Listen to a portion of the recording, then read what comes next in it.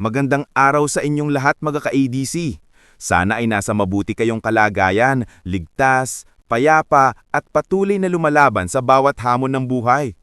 Ngayon, gusto ko lang magbahagi ng isang maikling point of view tungkol sa isang napapansin ng karamihan sa atin. Marami ang nagtataka kung bakit tila humina ang views ng Etsy Part 93.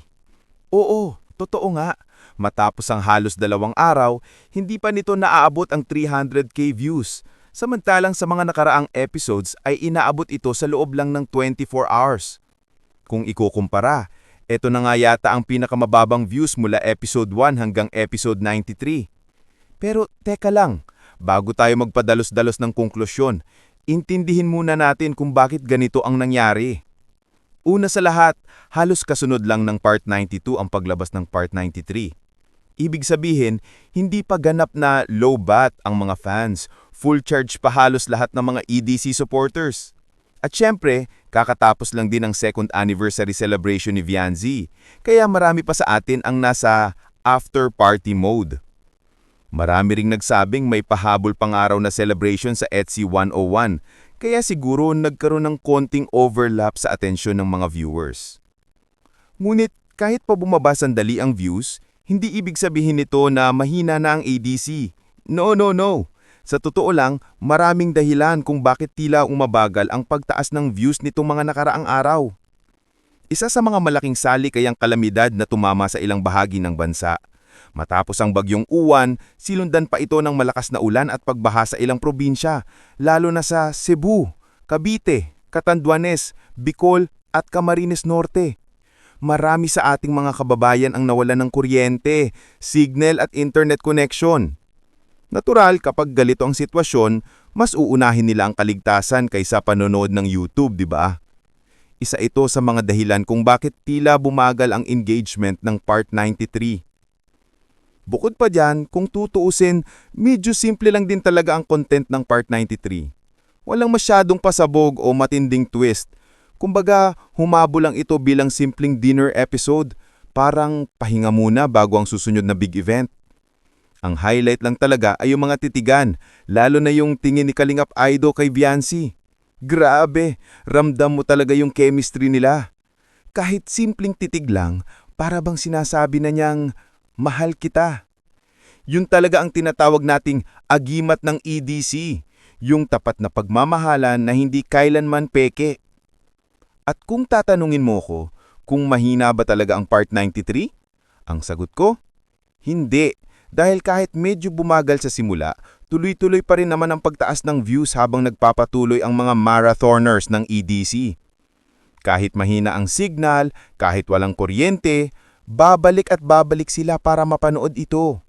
Sa ngayon, nasa 250k to 300k views na ito at siguradong aabot pa yan ng 500k o higit pa. Kasi nga, kapag bumalik sa normal ang lahat, babawi ang mga fans.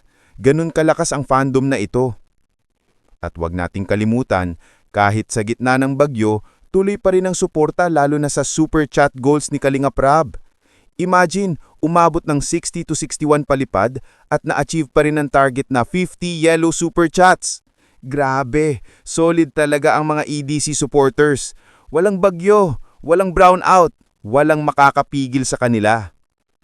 Kaya sa mga nagsasabing humina ang EDC, hindi totoo yan. Ang totoo, na taon lang talaga. Ang mga tao ay may kanya-kanyang pinagdaraanan at pinagdaraanan sa panahong ito. May ilan na kailangang unahin ng pamilya, may iba na walang koneksyon, at may mga lugar pa rin hanggang ngayon na hindi pa naaayos ang linya ng kuryente. Pero gaya nga ng sabi ko, hindi sa lahat ng pagkakataon ay mataas ang views. Ang mahalaga, buo pa rin ang pagmamahalan ng fandom. Kasi sa dulo, hindi views ang sukat ng tagumpay, kundi kung gaano kalalim ang koneksyon ng mga taong patuloy na sumusuporta. Kaya sa lahat ng EDC fans, kapit lang tayo. Tuloy-tuloy lang sa pagmamarathon. Tuloy-tuloy lang sa pagmamahal sa ating mga idolo. Dahil kahit bumaba man ang views, malakas pa rin ang tibok ng puso ng EDC Nation. At syempre, excited na rin tayong lahat for Part 94. Sino ba namang hindi?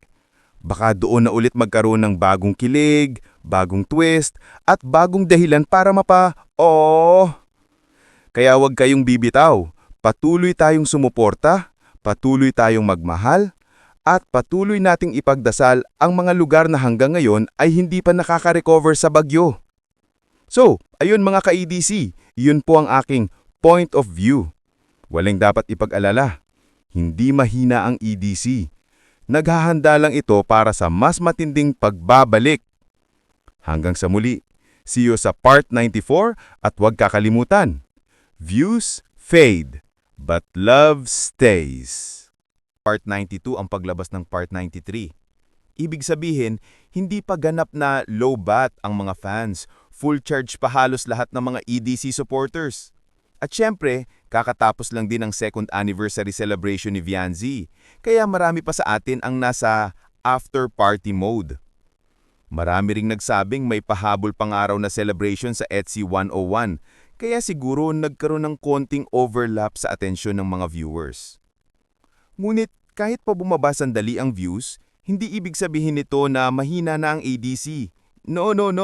Sa totoo lang, maraming dahilan kung bakit tila umabagal ang pagtaas ng views nitong mga nakaraang araw. Isa sa mga malaking salikayang kalamidad na tumama sa ilang bahagi ng bansa. Matapos ang bagyong Uwan, silundan pa ito ng malakas na ulan at pagbaha sa ilang probinsya, lalo na sa Cebu, Cavite, Catanduanes, Bicol at Camarines Norte. Marami sa ating mga kababayan ang nawalan ng kuryente, signal at internet connection. Natural kapag galito ang sitwasyon, mas uunahin nila ang kaligtasan kaysa panonood ng YouTube, di ba? Isa ito sa mga dahilan kung bakit tila bumagal ang engagement ng Part 93. Bukod pa dyan, kung tutuusin, medyo simple lang din talaga ang content ng Part 93. Walang masyadong pasabog o matinding twist. Kumbaga, humabol lang ito bilang simpleng dinner episode, parang pahinga muna bago ang susunod na big event. Ang highlight lang talaga ay yung mga titigan, lalo na yung tingin ni Kalingap Aido kay Viancy. Grabe, ramdam mo talaga yung chemistry nila.